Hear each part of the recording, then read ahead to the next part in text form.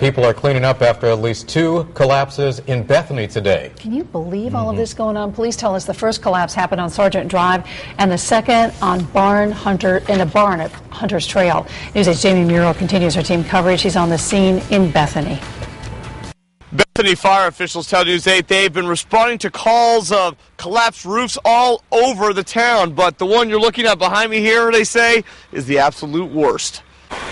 The beginning of the end of this building was easily heard next door. Well, we're working in the yard next door, and you could hear creaking.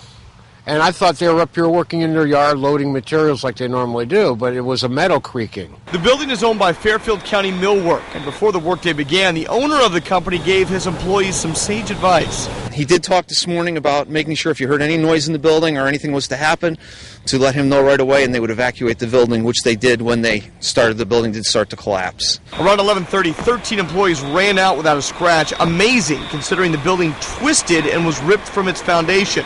A special task force was called in to make sure everyone got out okay. The owner was very good. He accounted for everybody. He called everybody who wasn't here today, brought them all into a group, and when we arrived on scene, they were already together and accounted for. The scare sparked neighboring businesses on Sargent Drive to get up top and start shoveling and snow blowing. The fire department came to our front door and told us to evacuate our building and get up on the roof and start getting the snow off of our roof. Again, thankfully, no injuries with this collapse. Of course, now the blue section of this building will have to be completely knocked down.